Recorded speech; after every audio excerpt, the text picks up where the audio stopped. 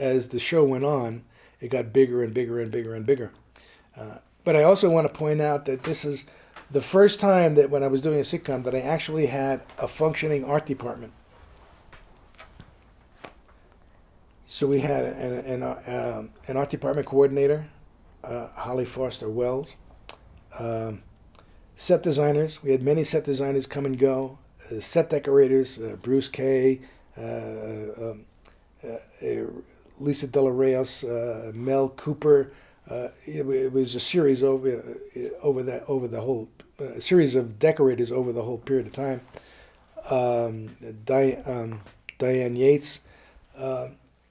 It was so well organized, and so it was a pleasure because you had all those backup people, set designers, Dan Maltese, incredible. Dawn Kennison, Daryl White, Suzanne Feller Otto, and her husband Harry Otto got them both into the union. They were all architects. In fact, they did a lot of work on this house, in my guest house too. They both teach at AFI, so they're incredible. The level of support was amazing.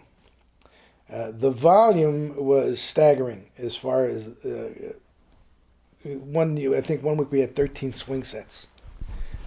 I mean, it was just amazing. And I give Castle Rock a lot of credit too, because what they did, we convinced them.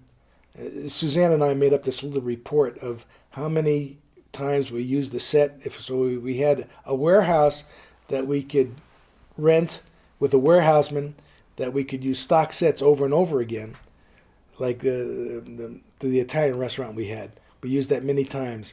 So we folded it up and put it on wagons and put it in the warehouse. And we had a warehouseman there to control everything. So whenever they wrote a script, they would have the flexibility of writing in the set that was all right. We already had it there. We would just bring it over, truck it over, set it up, touch up the paint, and go. So we saved a tremendous amount of money in set construction over a period of years. We ended up with 2 warehouses. Actually, I used Garvin Eddy's set filing system, as a basis for ours.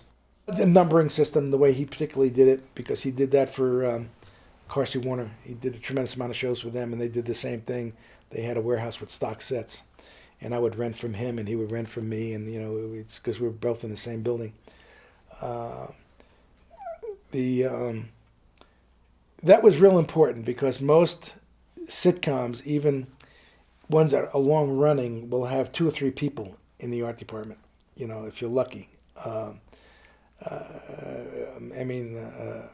Holly Foster really organized the purchase orders and kept track of a lot of stuff and kept track of the stock scenery, how it was filed, where it went, where it was, how do we bring it back up again, who do we contact.